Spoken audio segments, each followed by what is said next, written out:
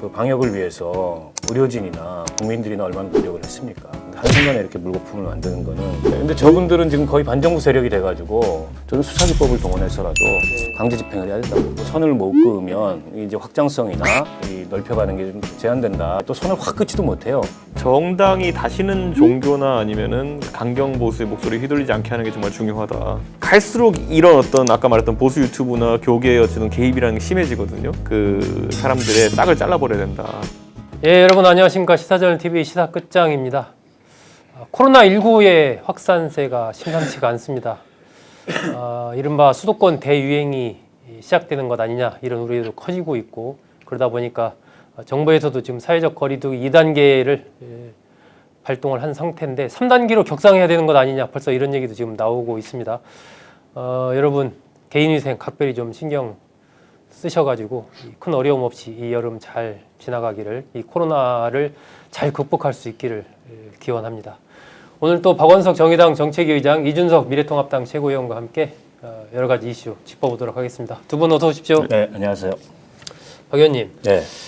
요즘 코로나19 국면에서 역시 가장 화제가 되는 게 이제 교회가 감염원으로 부상한 거. 그 중에서도 특히 이제 정광훈 목사가 있는 이제 사랑제일교회 성북구에, 서울 성북구에 있습니다.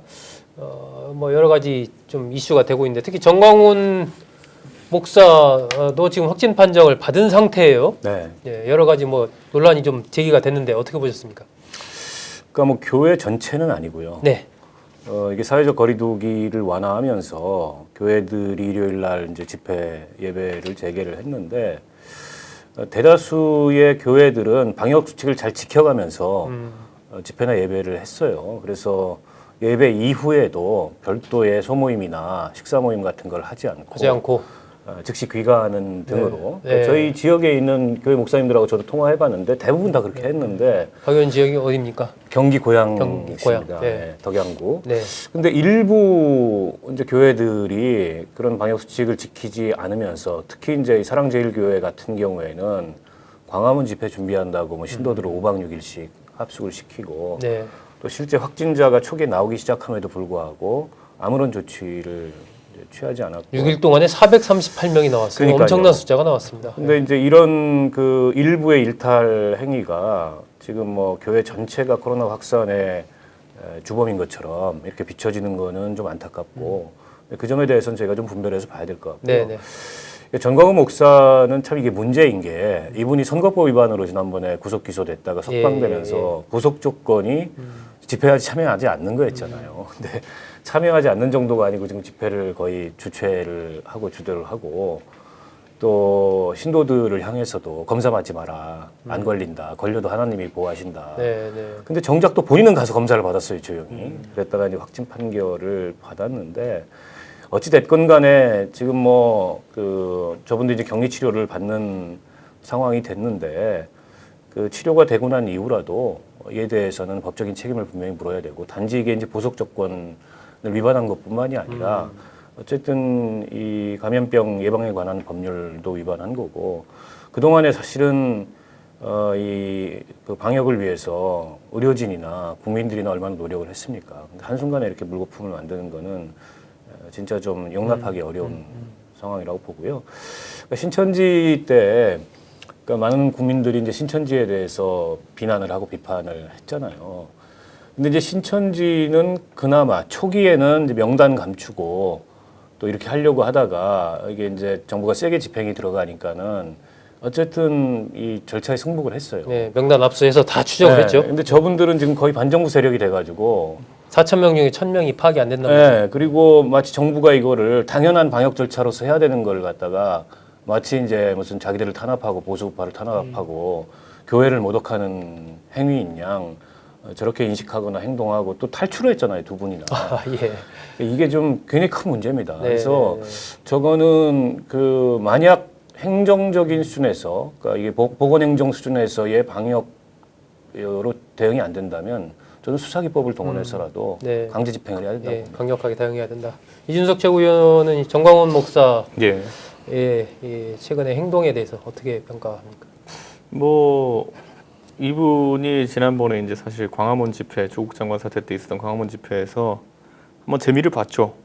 사실 그 전까지는 정광훈 목사의 존재감이라는 것이 사실 뭐 한기총 회장하고 이러면서 교계 내 정도 아니면 일부 네네. 보수 국민들에게만 영향력이 닿았다 그런다면은 그때는 사실 굉장히 많은 인파가 모였는데 그 동원력이 어디서 나온 거냐를 놓고 봤을 때 정광훈 목사를 지목한 사람이 많았어요. 네. 그러다 보니까 아무래도 이번에 또 8월 15일에 또 큰 장이 서다 보니까 지나치기 어려웠던 것 같은데 저는 뭐 어쨌든 본인이 확진 판결 받으면서 앞으로 영향력이라든지 아니면 또 교계에서의 아니면 또 정치권에 대한 영향력 자체는 감소할 거로 보입니다. 왜냐하면 본인이 뭐 부주의한 사람이라는 걸 다 증명한 것이기 때문에 저는 그 부분은 좀 앞으로 변화가 있을 것 같고 이제 오늘 김종인 비대위원장이 이 정광훈 목사와 보수 세력을 얽으려고 하는 그런 시도에 대해 가지고 아주 명쾌하게 이제 여당에서 그런 작전 쓰는 거 어차피 안 먹힌다 이렇게 하고 넘어갔거든요. 저는 실질적으로 뭐 하태경 의원도 내 비판적인 의견을 많이 개진했지만은 정당이 다시는 종교나 아니면은 그 강경 보수의 목소리에 휘둘리지 않게 하는 게 정말 중요하다. 그게 아마 지금 미래통합당 내에서는 이제 공감대를 좀 얻어가고 있는 걸로 보입니다.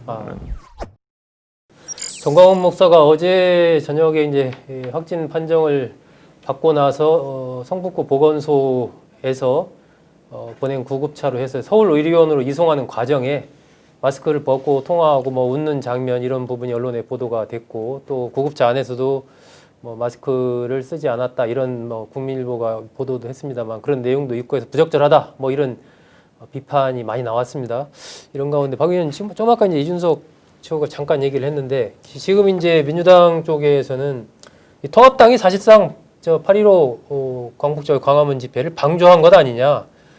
그리고 그 집회에 어쨌든 이 정광훈 목사의 교회 신도들이 많이 참여를 한 것으로 그렇게 지금 확인이 되고 있고 그래서 그 일종의 이제 뭐 이 코로나가 확산하는데 책임 있는 거 아니냐 이렇게 이제 공세를 펼치고 나왔고 통합당 쪽에서는 전 목사는 우리와 무관하다 이렇게 또 선긋기에 나섰단 말입니다. 이 정치 공세로 약간 이 부분이 비화하는 그런 흐름인데 이 부분 어떻게 평가합니까? 아니, 글쎄요, 뭐 그거야 뭐 정치권에서 늘 있는 일이긴 한데 이제 걱정은 8월 15일 집회였잖아요. 그렇죠.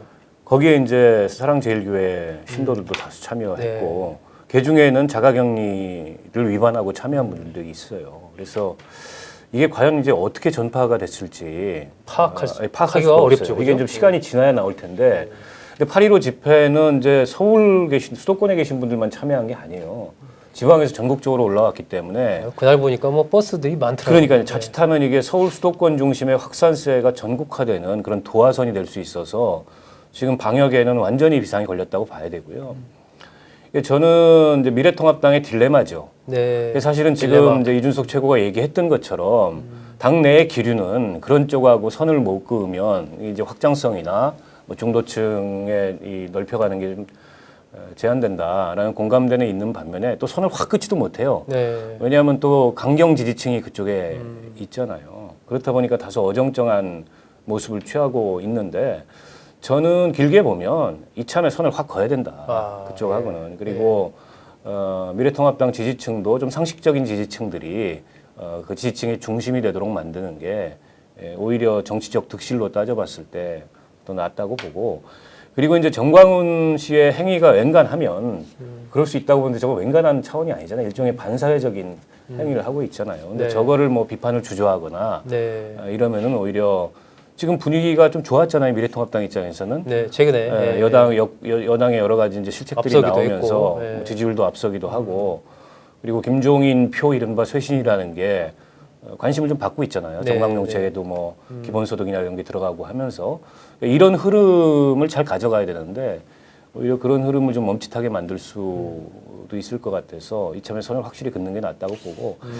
근데 이제 컨트롤이 안 되는 사람들이 있어요 여기에. 뭐 김진태, 민경욱, 뭐 이현주는 여기 당적인가요 지금? 아닌가요? 이현주, 뭐 이런 사람들이 이제 막 개별 행동으로 튀어나가가지고 이번에 마이크 잡았잖아요. 가서 김진태, 뭐 민경욱 이런 사람들.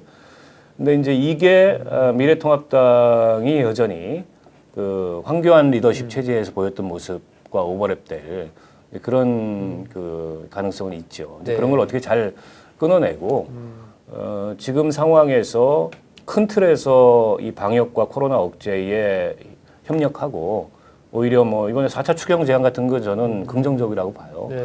그런 의제들을 끌어내면서 미래통합당이 상식적이고 합리적이고 대안적인 그런 이제 견제 이미지를 가져가야 되는데 또 이게 이제 이 태극기 보수, 네, 길거리 네. 보수 뭐 이렇게 돌아가면 저는 이제 지금 이제 분위기가 오히려 좀 이 찬물을 꼈는 그런 상황이 될 수 있다. 제가 정치 예측하는 것 중에 그래도 잘 예측하는 것 중에 하나가 김종인호의 행보에 대해서 예측하는 건데 네. 이번에 약간 보면은 제가 김종인호 처음에 시작할 때 제가 얘기했던 게 임기라는 것이 제가 봤을 때는 대선 때까지 연장될 가능성이 높다라고 얘기했던 게 네. 어느 누구도 전당대회에 그 리스크를 지려고 하지 않을 거다. 근데 그 말을 했을 때 그 안에 내포된 의미는 전당대회라는 장이 뭐 대선만큼 큰 판 아니지만 장이 하나 서게 되면은 이때가 바로 보수의 양대 위험 요소가 등장하는 시기입니다. 예. 예를 들어 보수 유튜버들 아니면 교계 네. 이런 사람들이 등장해가지고 자기들이 경선에서 유리한 도움을 주겠다. 그래가지고 뭐 보수 유튜브 채널 가서 희한한 소리 하고 또 그다음에 교계 와가지고 또 뭐 교계라는 게 이제 교회 예, 그렇죠. 세력을 얘기하는 거죠. 그런 예. 어떤 덩어리 진표들을 찾아가지고 사람들이 나서면서 이렇게 하는 거거든요. 예. 그래서 저는 이 고리가 지금 어느 정도 끊어진 것처럼 보였지만 다시 한번 정광훈 목사가 저렇게 하고 다닌 상황 속에서 확실하게 끊어내는 방법이 뭐냐면 전당대회를 없애면 됩니다.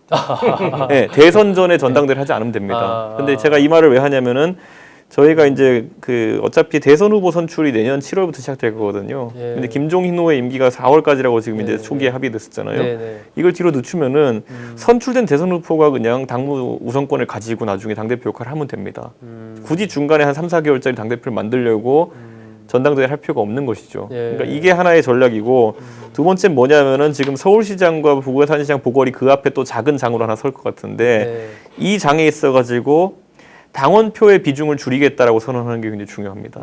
예. 비중을 예. 줄여서 그러니까 지금 아예 당원표라고 하면은 과거부터 이제 덩어리째 가입시킨 당원들, 특히 저런 교계나 강경 보수의 입장을 대변하는 당원들이 의사결정에 많이 참여하는 구조가 되게 되면은 갈수록 이런 어떤 아까 말했던 보수 유튜브나 교계의 어쨌든 개입이라는 게 심해지거든요. 네. 그렇기 때문에 저는 김종인호가 최근에 이제 분위기가 좋은 상황 속에서 이 두 가지 선결 과제 풀어버려야 된다. 근데 첫 번째 문제는 중이 머리를 깎을 수가 없습니다. 내가 내 비대위의 임기를 늘리겠단 말을 할 수 없으니 지금 자연스럽게 주변에서 이제 김종인호 더 길게 가야 되는 거 아니냐라는 기사가 나오는 거는 그런 개연성을 보시면 될 겁니다. 네. 그리고 두 번째로 그러면 서울시장과 부산시장 보궐선거에 대한 후보 추천에 대해 가지고는 이거야말로 비대위가 이제 빨리 선을 그어버려야 된다. 그래가지고 일부 제가 봤을 때는 이 강경 분자들의 좀 의존해서 그 보궐선거에 참여하고 있는 그 사람들의 싹을 잘라버려야 된다. 그게 굉장히 중요합니다. 이게 아이템이 없으면은 이분들도 와가지고 반문재인 시위 외에는 할 게 없어요. 네, 근데 아이템이 생기면은 이상한 얘기들을 이제 하기 시작합니다. 네. 이준석 최고도 어쨌든 지금 전광훈 목사로 대표되는 네. 그 세력과는 확실하게 좀 선을 그어야 된다라고 보는 거네요. 저는 선을 긋는 정도가 아니라 예, 이분들은 두 가지 꿈을 꾸는 분들이거든요. 그러니까 뭐냐면 첫 번째는 선거 때만 되면은 기독 자유당 뭐 이런 거 만들어가지고 비례대표 한번 만들어보고 싶고.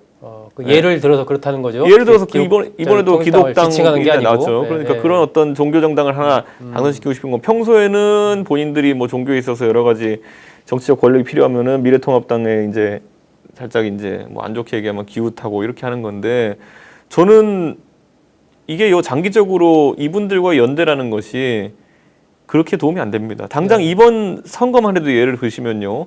결국에는 이 기독 무슨 당이랑 또 무슨 뭐 또 여러 당들 있잖아요. 이 당들이 비례대표 득표를 한 2, 3%는 가져갔습니다. 여기서 한두 개 까먹은 거예요, 보면은. 그러니까 결국에는 이분들이 결국에는 조기에 관계가 정리되지 않으면은 선거 때마다 이런 약간 계속 겪게 되는 그런 어떤 부침일 겁니다. 그거는. 아니 이게 공학적으로 봐도 그래요. 미래통합당이 지난 총선 때 참패하거나 네.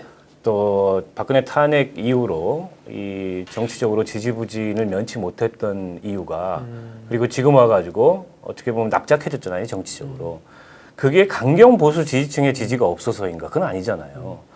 이게 마찬가지예요. 사실은 보수층도 미래통합당이 마음에 안 드는 더 수구적이고 더 보수적인 강경 지지층이 있겠지만 거기도 전략적 선택을 합니다. 선거 때 네, 되면은. 네. 왜냐하면 다른 데 찍어봐야 사표가 된다 이런 생각을 하니까. 그러니까 그게 부족해서 미래통합당이 안 된 게 아니고 오히려 미래통합당은 과거에 이제 상식적이고 합리적인 보수 혹은 중도층이 등을 돌리는 거잖아요. 탄핵 이후로. 네. 근데 그걸 다시 이제 되찾아와야 되는 건데 여기서 또 이게 이 정광훈 목사류에 이런 쪽의 보이스에 경도되기 시작하면 이쪽은 안 옵니다. 아예. 네, 네. 이거는 뭐 그냥 공학적으로 봐도 아주 단순한 거예요. 네. 그럴 이유가 없는 거죠.